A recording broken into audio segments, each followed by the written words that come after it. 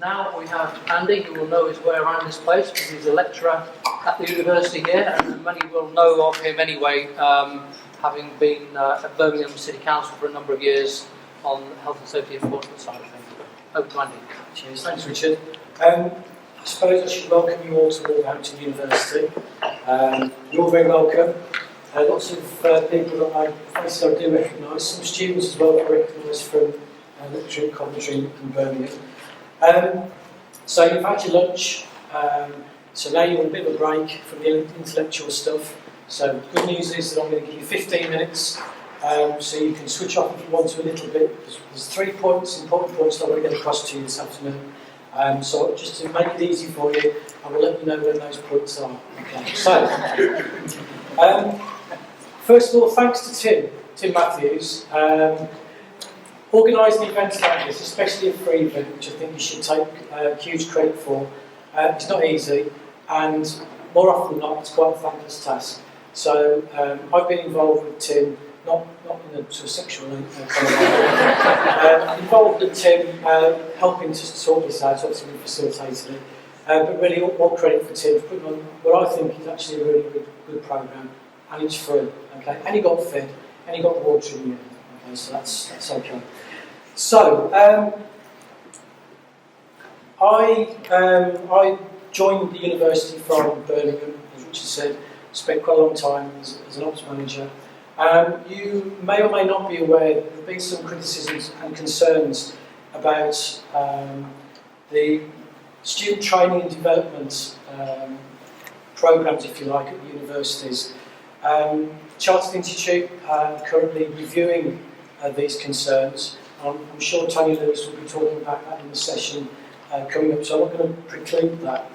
But having interviewed students when I was at Birmingham, having been involved in helping to manage the students, I've got to be honest with you, I also share some of the concerns. So really what I want to do in the next 10 minutes or so is just to explain really what we're trying to do in Wolverhampton to try and address some of the concerns, but also to 2 points to try to get you to help and get involved and take ownership of some of the issues that are floating around at the moment. That's the serious bit. Okay, self-deprecation. Things have changed quite a lot since I was at college. Here amongst you might spot me. Bit of a hint, I'm not on the front row. But when I was at college, which was in 1985, and I was at Trent Polytechnic, it was very different. I went to college 5 days a week, and I studied between 9 o'clock in the morning and 5 o'clock in the afternoon. It's very different, as I'm finding now, very different to how degree students sweat and toil away in the hours that we have contact with them. We also didn't have the PPP and that kind of thing, so things have changed quite a lot. Things that probably have remained the same is that obviously when you graduate as an EHO, you have to have certain qualities, and these are the sort of things that we try to instill within the students. You have to wear an awful lot of hats. I think everyone would probably agree with that.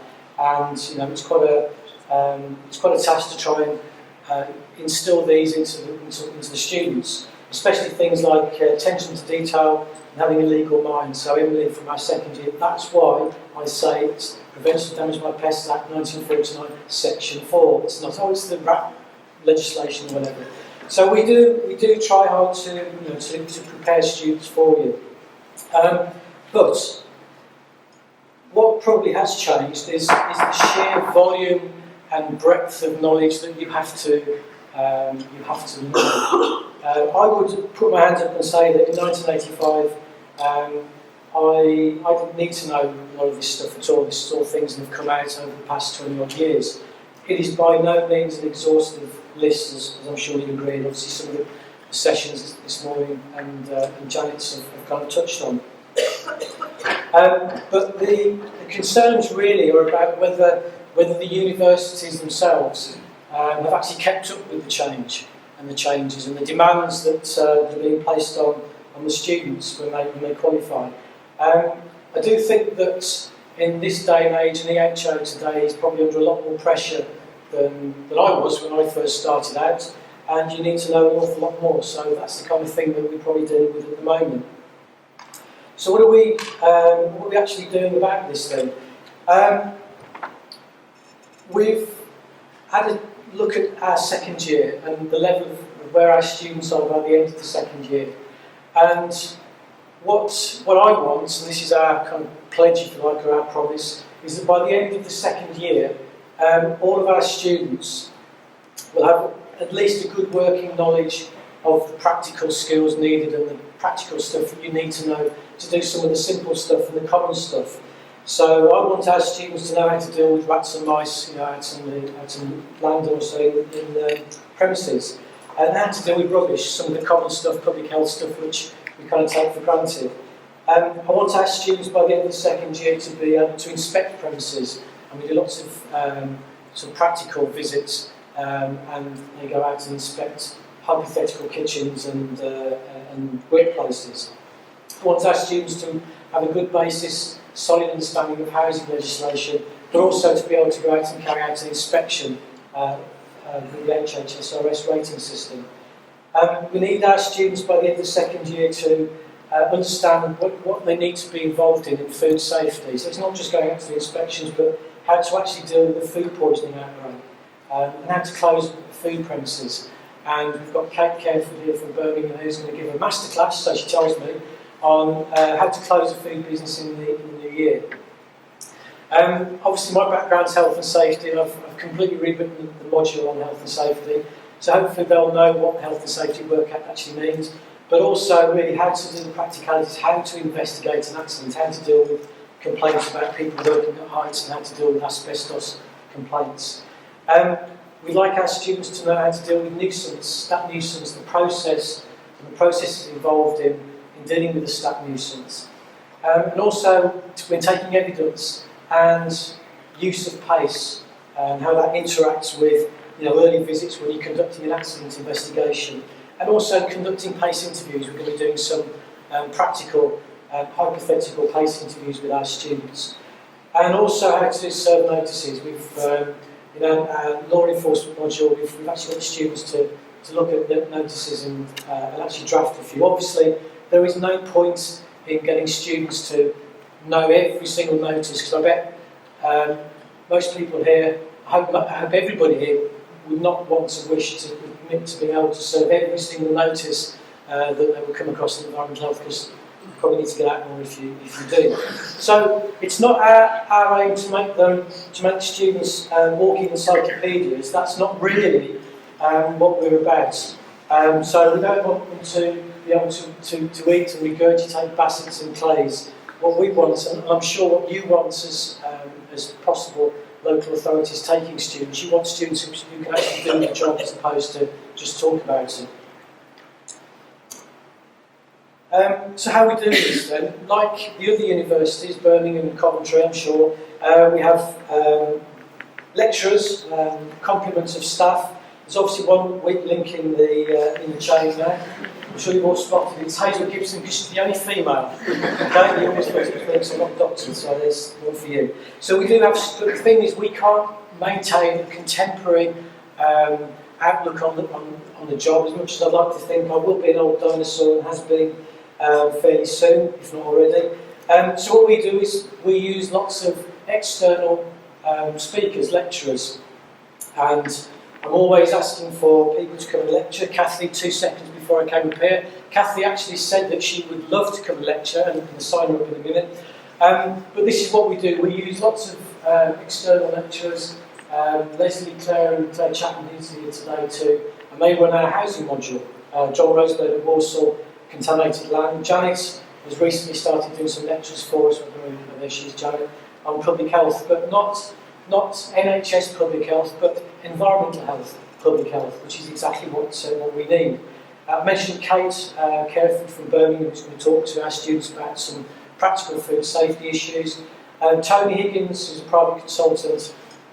He's going to come and lecture the students on stat nuisance. I understand from Tim Glues, he's stolen Tim Glues' presentations, but we've snuck Tim Glues. Tim Glues doesn't know this yet from Dudley, but Tim next year, hopefully, probably about February, you'll decide to do a lecture for us. David Williams, who lectures on all sorts of things, but including disease, contamination. And then, of course, last but not least, Dave Matthews, who obviously had to be here because I told him there'd be a very rude photograph of him appearing very shortly, but don't worry, Dave, we'll do that to you just yet. And Dave lectures on all sorts of things, but the main thing, and this is the first important point I just wanted to get to, what about you? We do need experienced officers to come and share their experience and best practice with, with our students. So this is the first thing, it's a plea really. If you are interested in having a go at lecturing, please contact me, because I am really keen that we do involve the profession, at, not just at the point of when our students go out on placement. So that's the first point. If you're interested, please come and see me and we can have a chat. Second important thing is the dreaded placements. A well-organised placement ought to be obviously of benefit to the students, and then let's face it, the students are only there to complete their PPP.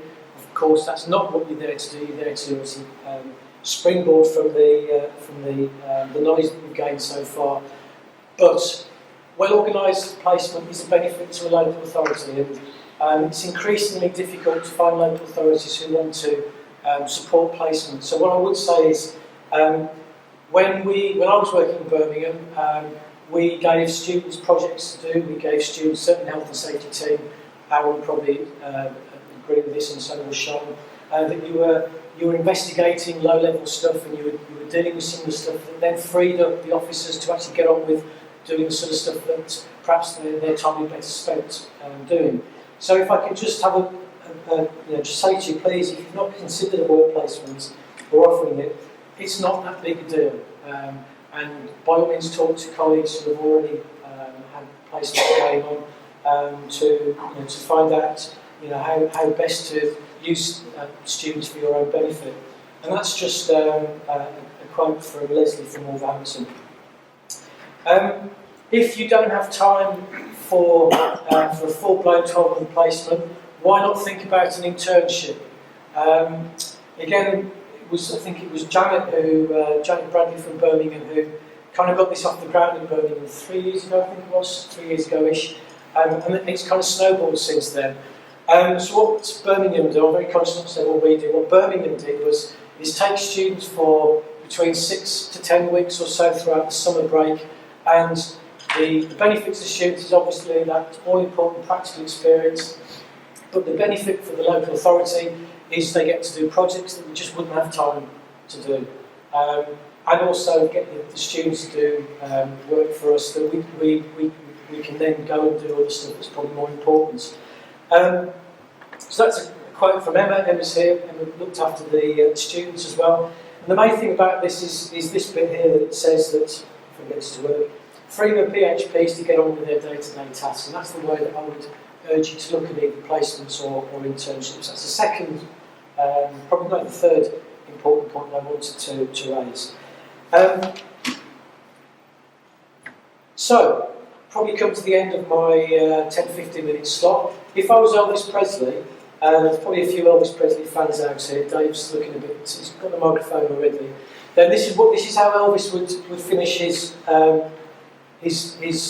concert. It would be the American Trilogy. Okay, so remember things visually, so you remember that. I'm going to bamboozle you with another trilogy, hopefully you'll take that away.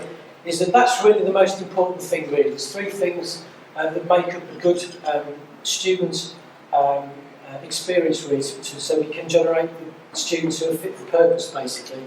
So the fact is that universities, local authorities or private sectors and students are not in their own little separate worlds.